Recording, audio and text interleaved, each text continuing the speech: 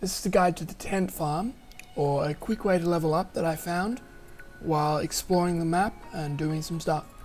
So what is it? It is an event-driven experience farm, and it revolves around 2 events.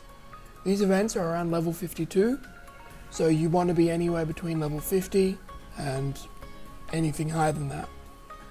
It's very good to have AoE abilities because it means you can unlock more experience, you can get more experience, and also the more people that are there, the more experience you're going to get. It takes about 15 minutes with roughly a 5-minute rest in between, and then it resets. I don't know the exact time for it, but this is just in my personal experience. So where is it? It's inside this circle that I've mapped out, and it starts at the first side visual waypoint, which is the waypoint just under the text. It follows the rough path that is outlined by the arrows.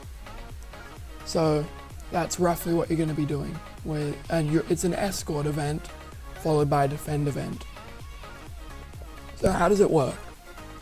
Step 1, you find the protect the vigil team as they journey deep into Mole's Head event.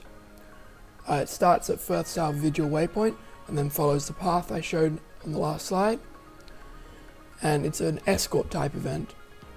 Step 2 is once the first event is finished, a second event will spawn, which is the protect the vigil tents from Orient attackers event.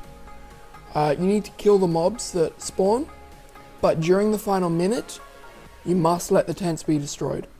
Otherwise, the event chain won't reset from the start, and you won't be able to continue.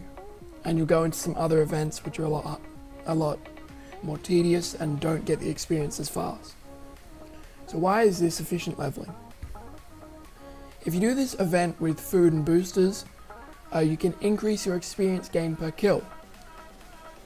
If you do it properly, you can increase your experience gain by about 220%. This is if you're running a kill streak booster, an experience booster, food, utility, guild bonuses. All in all, you can probably get close to 250%. If you don't have the boosters, you're just going to lose out on the experience. You might want to think about picking up some boosters from the gem store at the moment.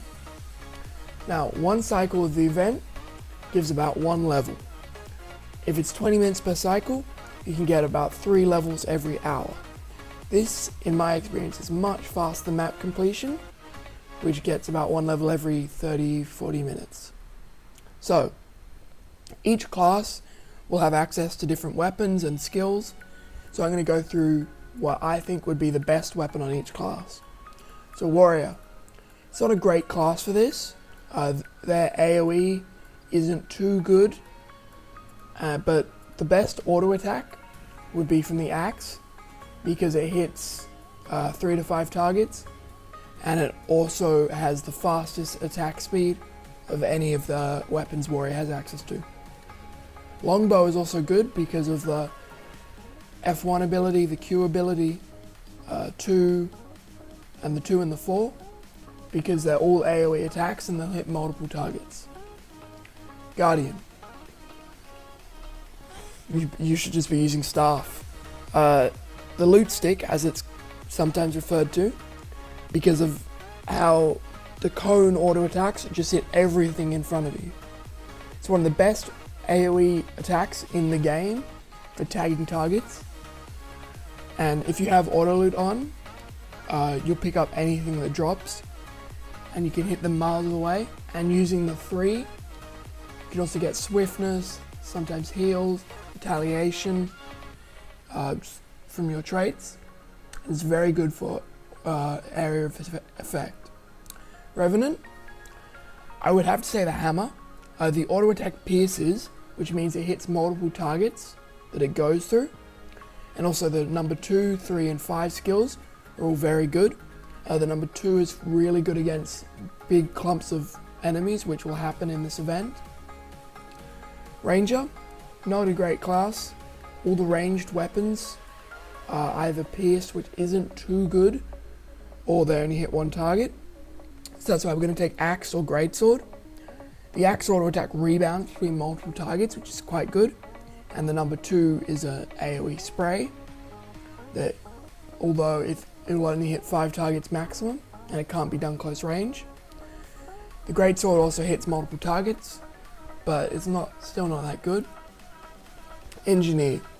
Engineer's a really good one. If you've got the flamethrower is my favorite, but other kits such as bomb kit or grenade kit are very good, or any of the turrets. The auto attack on the flamethrower is very good for AoE, as with the other things I just listed. And I've listed the skills of the flamethrower that are quite good, the number 2 and number 4.